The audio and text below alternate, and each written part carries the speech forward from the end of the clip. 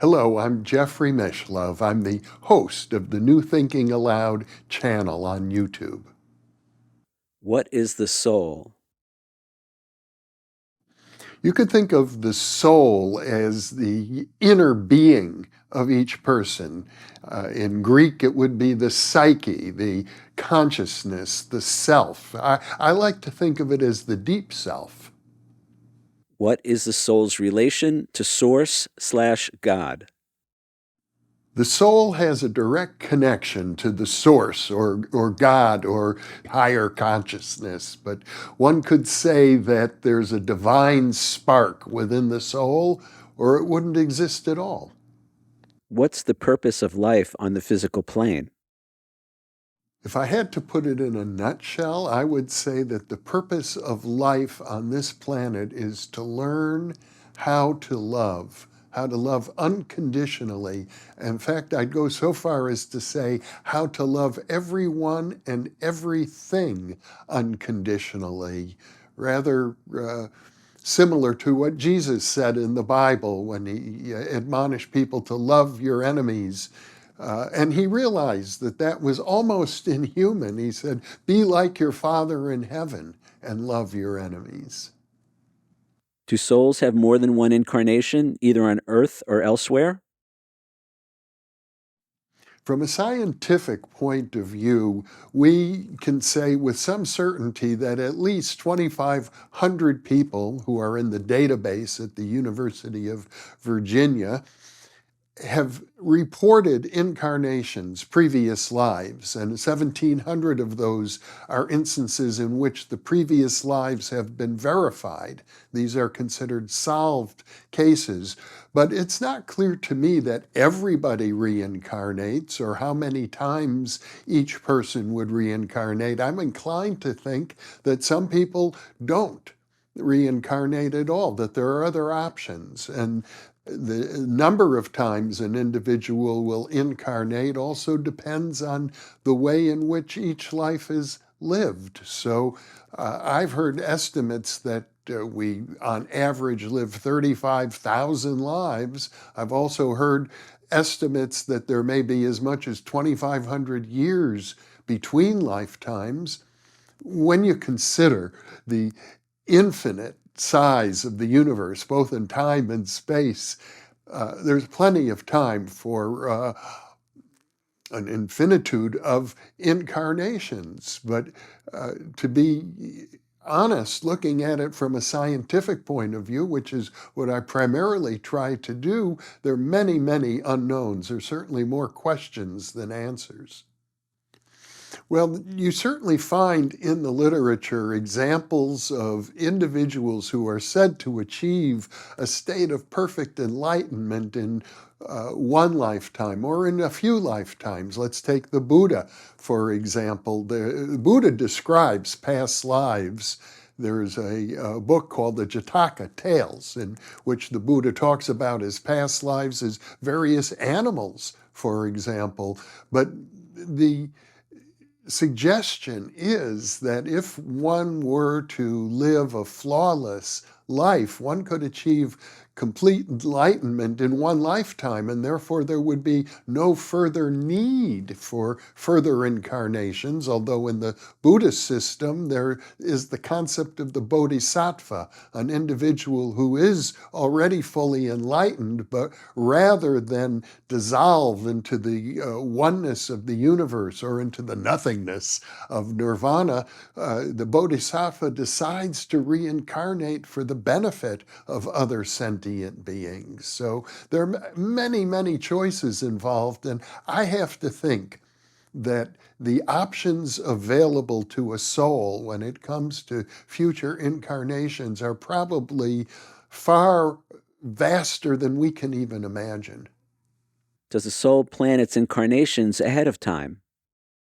In reincarnation research, the period between lifetimes is known as the intermission period. And from reports of near-death experiencers and as well as young children who remember their past lives, it's often described as a time when the soul meets with guides and advisors, one might say, to plan future lifetimes. So I would say, yeah, that's a common pattern.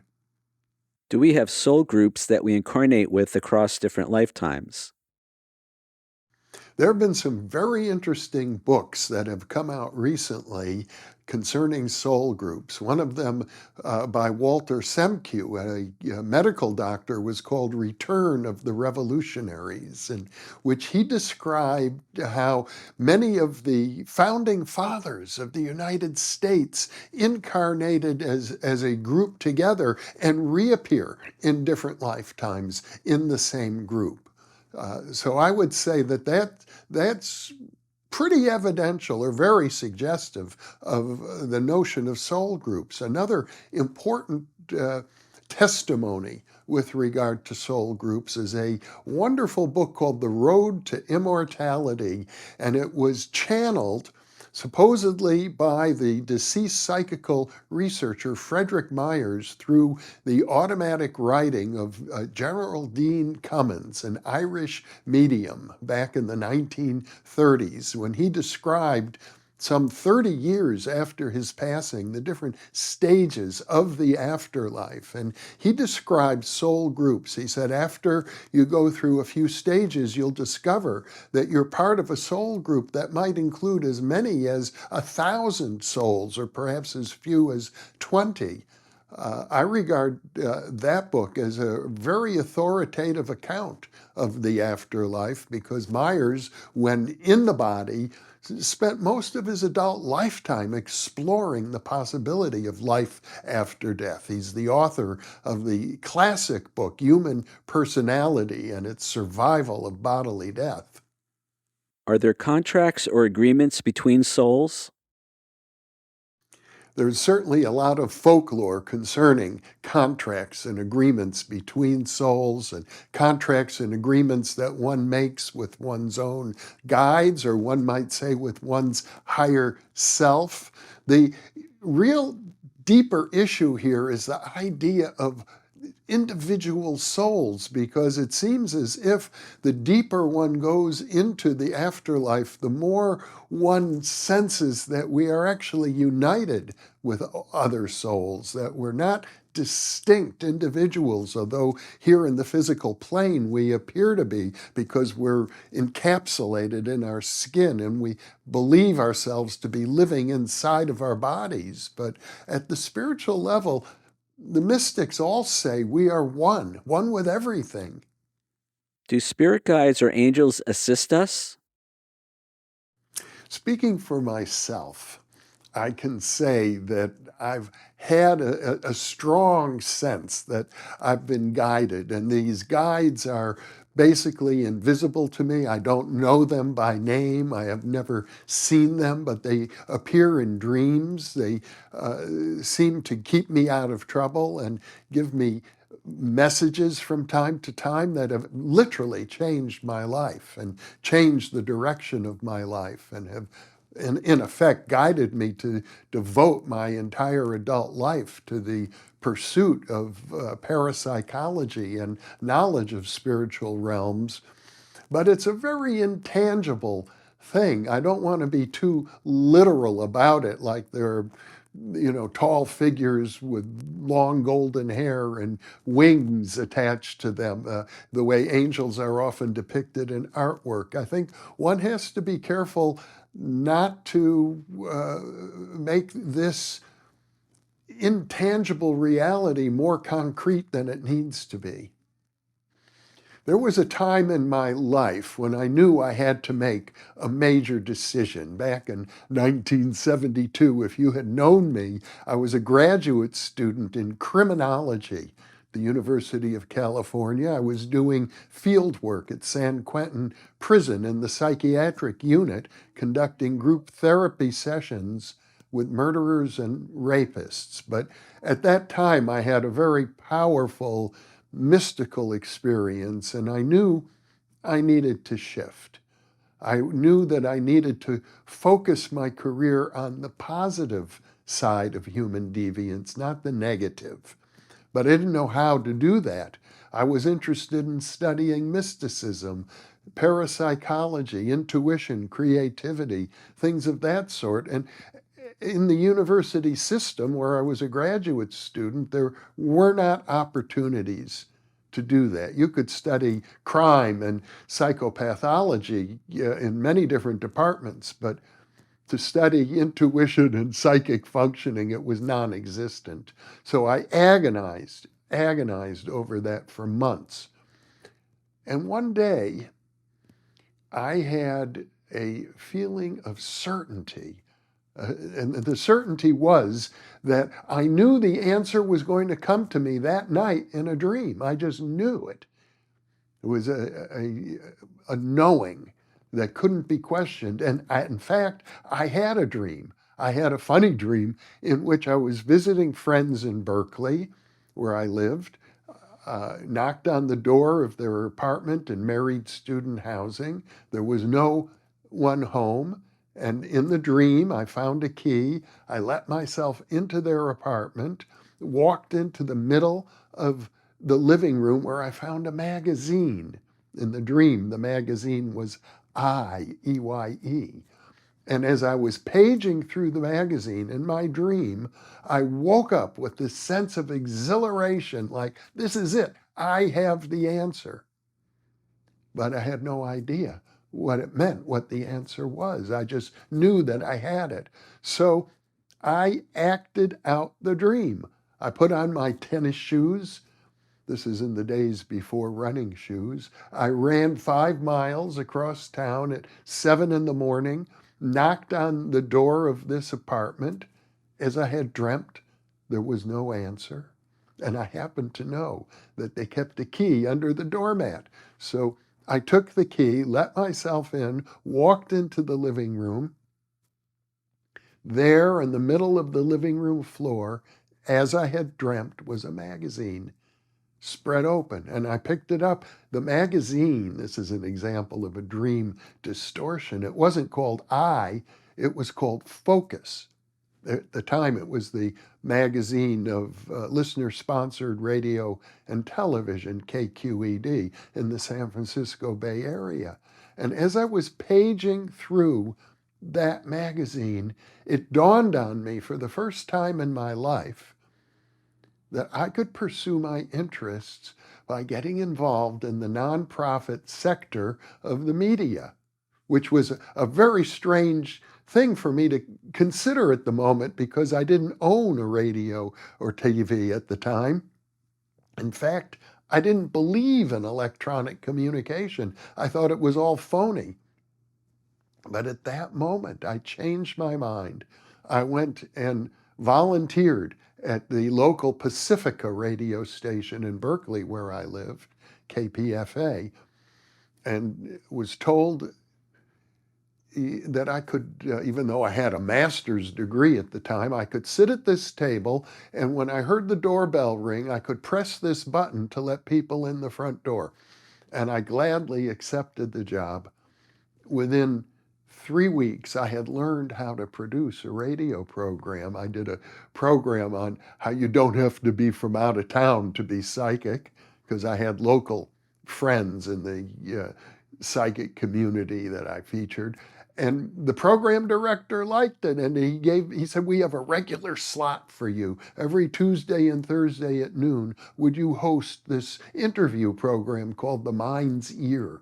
So within a few weeks of my dream, I found myself sitting across a table with world-class experts in all the topics that interested me the most.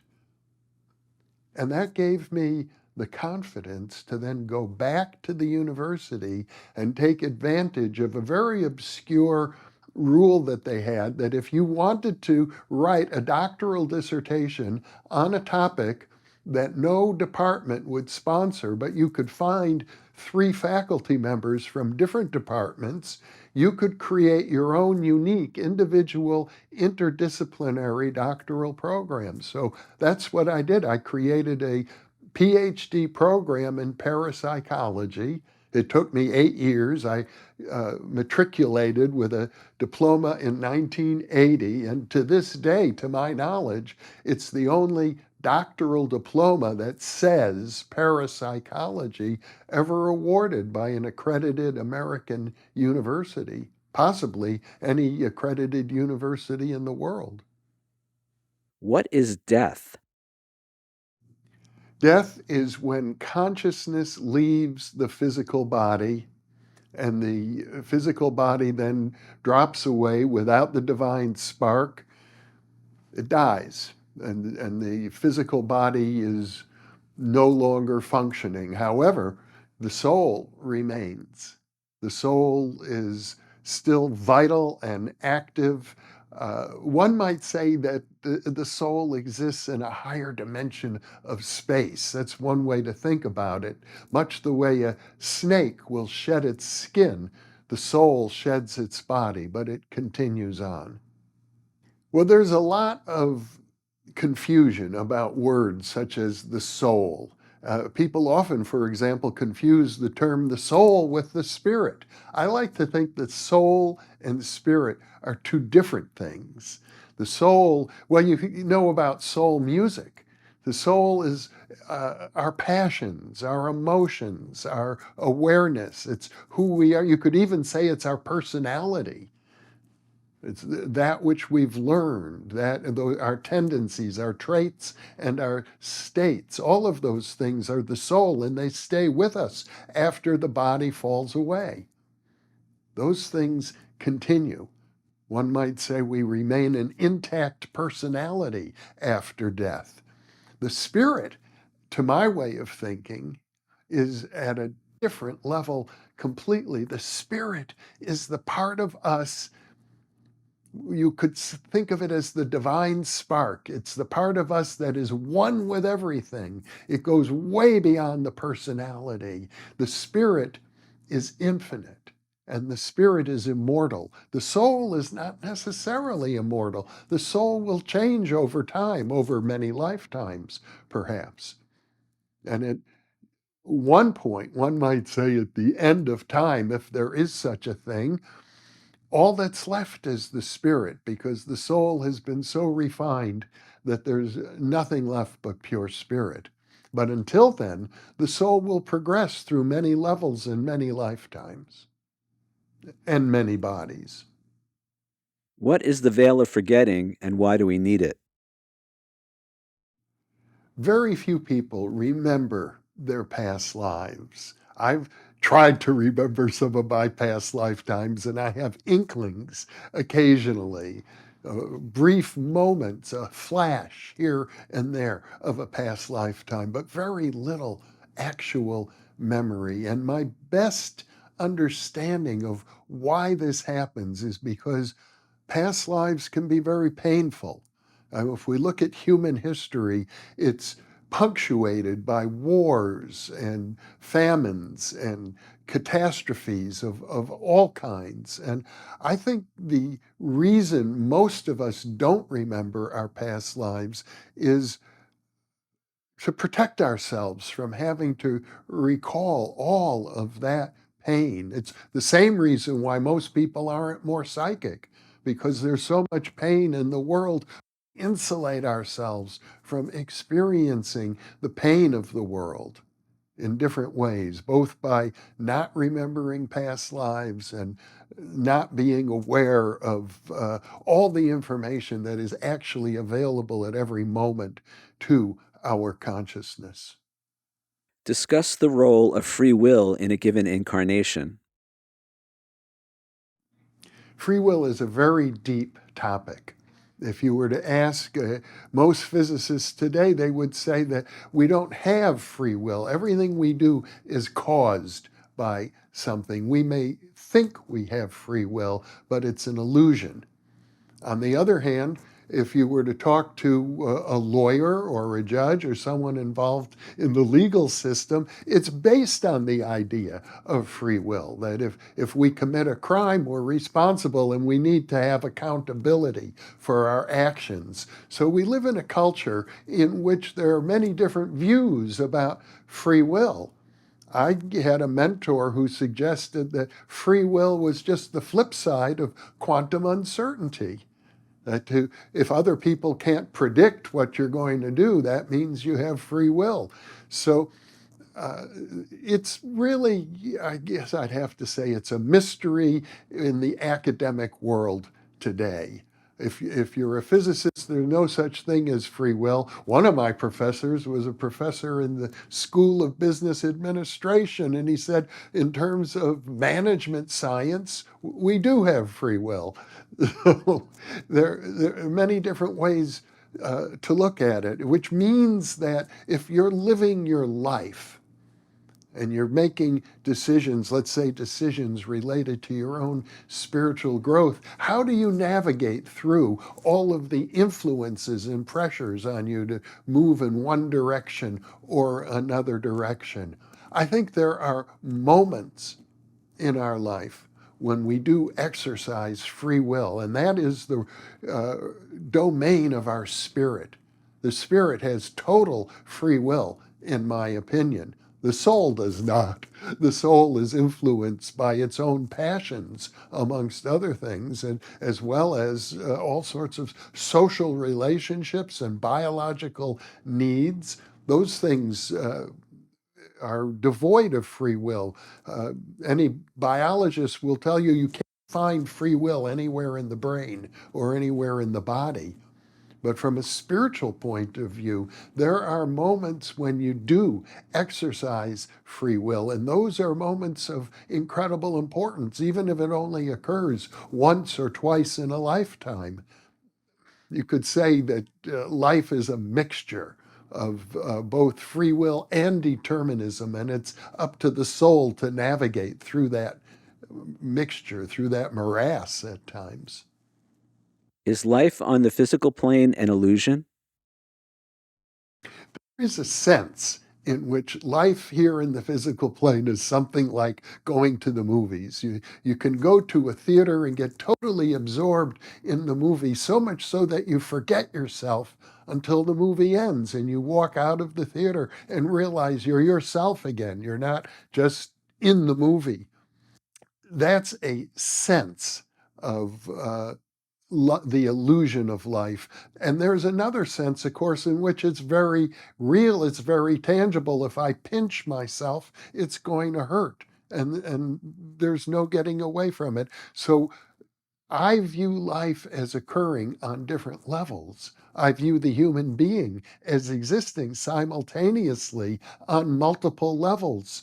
One level is the level of total immersion in the illusion of life, total involvement in the illusion with all of the likes and dislikes, the loves and hatreds that we carry with us. And then there's the level that the great psychiatrist Stanislav Grof called the cosmic game, in which everything is an illusion, everything is something of a joke, everything is here for our own personal growth, and nothing should be taken too seriously. Those realities exist simultaneously, in my view.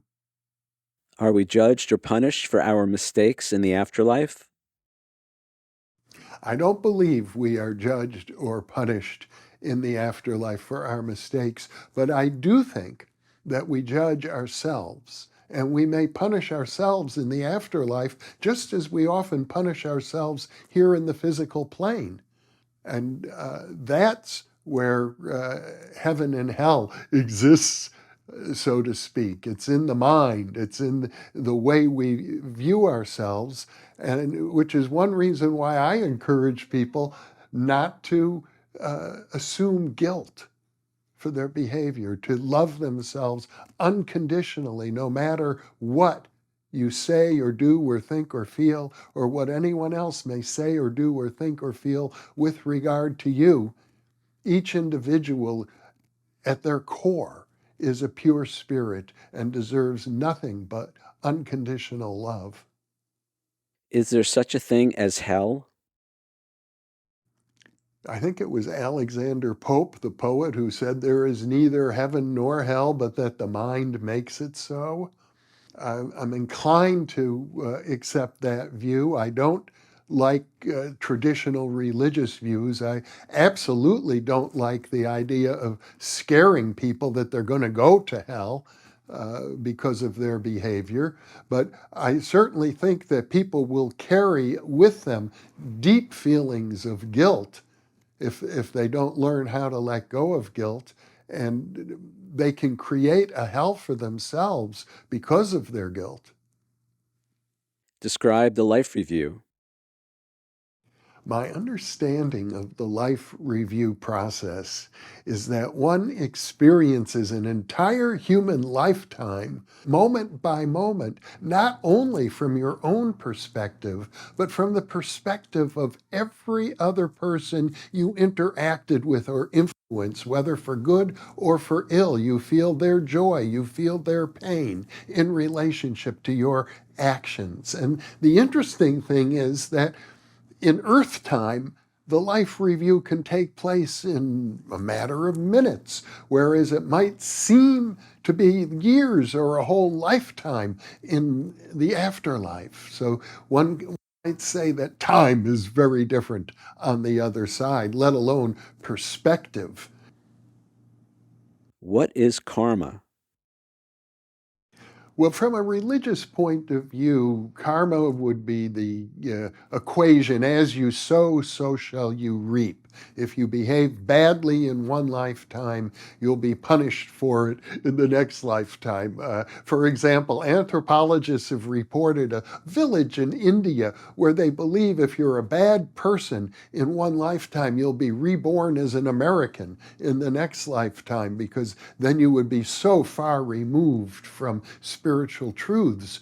I can say this: the research on reincarnation does not support that view of karma. The research on reincarnation suggests that the tendencies that you have in one lifetime are carried forward into the next lifetime. The passions, the traits, the fears, all of those things move forward. There is not a sense of retribution, that you're going to be punished in one lifetime for the sins of a previous lifetime. We don't have evidence from reincarnation cases to support that vision. How do you define forgiveness?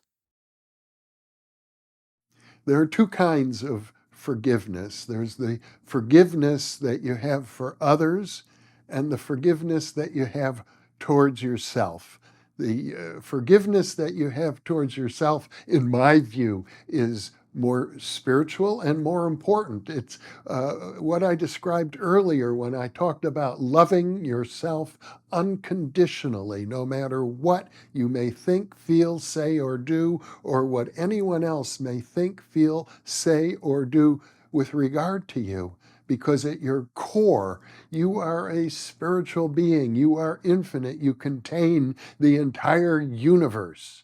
You are one with everything at the deepest part of yourself, the part that we might consider the divine spark within each of us that deserves nothing but unconditional love. And to be fair, the same is true of every other human being. So they also deserve your unconditional love and respect, and of course, forgiveness. Discuss the idea of oneness/unity and how we can apply it in our everyday lives.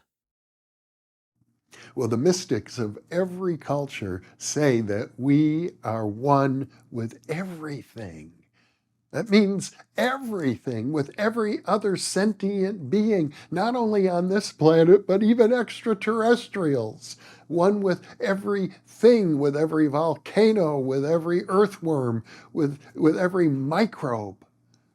And to me, that means having unconditional love for the entire universe is the same as having unconditional love for yourself. It seems almost inhuman. It seems like, how could anybody ever feel unconditional love for the things, for example, that disgust us, or the things that we're afraid of, or for other people who oppose us and are obstacles towards us getting what we want in life?